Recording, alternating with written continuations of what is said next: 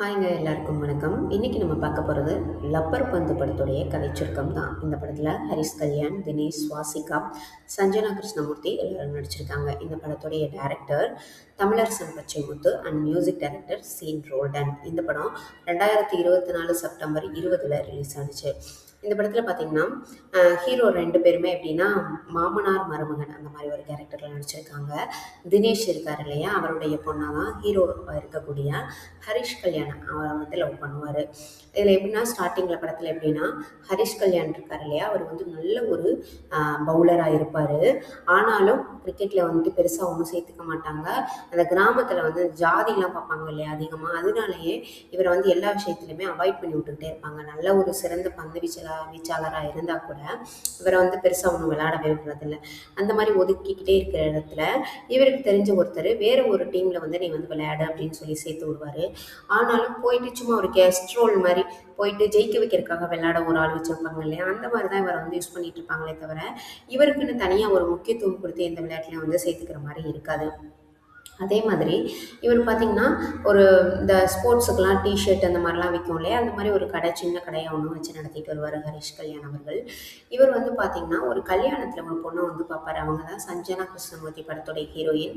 அவங்கள பார்த்துட்டு இவருக்கு வந்து ரொம்ப பிடிச்ச பேர் லவ் பண்ண ஆரம்பிச்சிருவார். அவங்களும் இவங்களை வந்து லவ் பண்ணுவாங்க. இந்த மாதிரி போய்கிட்டு இருக்கோம். இதில் என்னென்னா அவங்களுடைய அப்பா யாருன்னு பார்த்திங்கன்னா தினேஷ் இருக்கார் இல்லையா, அவர் தான். அவரும் வந்து நல்ல ஒரு கிரிக்கெட் வீரர்.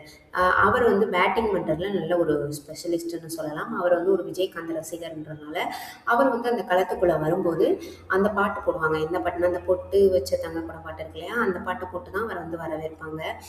அவர் மாதிரி அவர் ஜெயிச்சிட்டதுக்கப்புறம் கூட அந்த பாட்டு வந்து போடுவாங்க. அந்தளவுக்கு அவர் வந்து விஜயகாந்த் அவர்களுடைய ரசிகராக வந்து இருப்பார். இன்னொன்று அவர் சூப்பராக விளையாடுவார். பயங்கரமாக பேட்டிங் பண்ணக்கூடிய ஒரு ஆளாக தான் இருப்பார். அப்போ ஒரு தடவை வந்து ஹரிஷ் கல்யாண் அண்ணா அவங்க 2 பேரும் ஒரே டீமில் விளையாடுற மாதிரி ஒரு இது வரும். அப்போ பார்த்தீங்கன்னா அவர் கொஞ்சம் வயசு கூட, எப்படியும் ஒரு 40 வயசுக்கு மேலே இருக்கும். அந்த மாதிரி இருக்கிறதுனால இவர் ஹரிஷ் கல்யாண் என்ன பண்ணுவார்னா விளையாண்டு வந்து சும்மா ரெஸ்ட் எடுக்க வரும்போது அவரை பற்றி சும்மா நக்கல் பண்ணிட்டு இருப்பாங்க. இவருக்கு வந்து இந்த மாதிரி போட்டு அவருக்கு அடிக்க தெரியாதுரா அப்படி இப்படின்னு சொல்லிட்டு நக்கல் பண்ணி பேசிகிட்டு இருக்கிறத அந்த தினேஷ் இருக்கார் இல்லையா, அவருடைய ஊருக்கார் அவர் கேட்டுட்டு குழந்தை அப்படின்ற ஒரு பேரில் ஒருத்தர் இருப்பார். அவரை கேட்டுட்டு போய் அவங்ககிட்ட போய் சொல்லவும் 2 பேருக்கும் என்ன ஆயிரும்னா மோதல் ஆயிரும். அப்போ இருந்து எல்லா விஷயத்துல 2 பேரும் சண்டை போட்டுக்கிட்டே தான் இருப்பாங்க. ஆனால் இவர் லவ் பண்ணுறது அவருடைய பொண்ணை தான் அப்படின்ற ஒரு விஷயம் ஹரிஷ் கல்யாணுக்கு தெரியாமல் இருக்கும். இதில் என்னென்னா இந்த விஷயத்தை பற்றி அவங்க வீட்டில் பொண்ணு விஷயத்தை பற்றி பேசும்போது பொண்ணு பார்க்க போகலாம் அப்படின்ற மாதிரி இவங்க வந்து யோசிப்பாங்க. அப்போ பொண்ணு வீட்லேயுமே வந்துட்டு ஓகே அப்படின்னு சொல்லிட்டு வர சொல்லியிருப்பாங்க. ஆனால் வர்றப்போ பார்த்தீங்கன்னா மாப்பிள்ளையால் வர முடியாது. இவங்க பார்ப்பாங்க, பேசுவாங்க, எல்லாம் ஓகேவா ஆயிரும். ஜாதகம் வாங்குறதுக்காக ஒரு தடவை வருவார் ஹரிஷ் கல்யாண். அப்போ தான் இவர் தினேஷ் அவர் வீட்டில் இருக்கிறத வந்து பார்ப்பாரு. 2 பேரும் பார்த்துட்டு என்ன பண்ணுறதுனே தெரியாது. எப்போ பார்த்தாலும் அடிச்சுட்டு நடக்கிறவங்க எப்படி மாமனார் மருமகன் ஆக போகிறாங்க அப்படின்ற மாதிரி நம்மளுக்கே ஒரு க்யூரியாசிட்டி இருக்கும். இவர் வீட்டுக்குள்ளே வச்சுக்குவாரில் வெளியில் அடித்து பற்றி விட்டுருவாரான்னு தெரியல அப்படின்ற மாதிரி.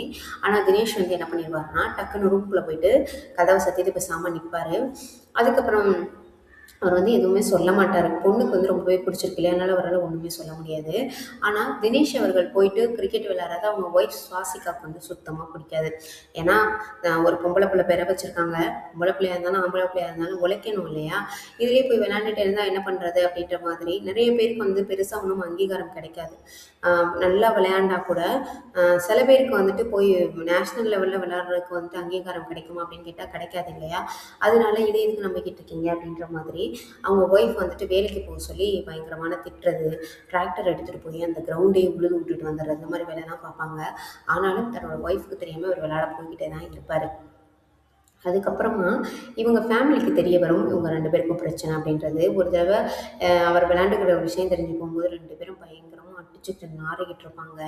அதில் பார்த்தீங்கன்னா ஒய்ஃப் என்ன பண்ணிடுவாங்கன்னா சுவாசிகா வந்துட்டு தன்னோட பொண்ணை கூட்டிகிட்டு அம்மா வீட்டுக்கு போயிடுவாங்க. அவங்க கூட இனிமேல் வாழ மாட்டேன் அப்படின்ற மாதிரி சொல்லிட்டு அங்கே போயிட்டு கறிக்கடை வச்சுருப்பாங்க அவங்க அம்மா வீட்டில், ஆட்டு கறிக்கடை.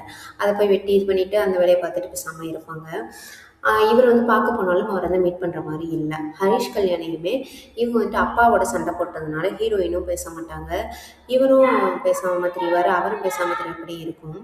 லாஸ்ட்டில் 2 பேரையும் கடைசியில் சேர்த்து வச்சுட்டு இந்த கிரிக்கெட்லேயும் சரி அதுலேயும் ஒன்று சேர்ந்துருவாங்க, ஃபேமிலிலேயும் ஒன்று சேர்ந்துருவாங்க. அந்த மாதிரி இந்த படத்தை வந்து முடிச்சிருப்பாங்க.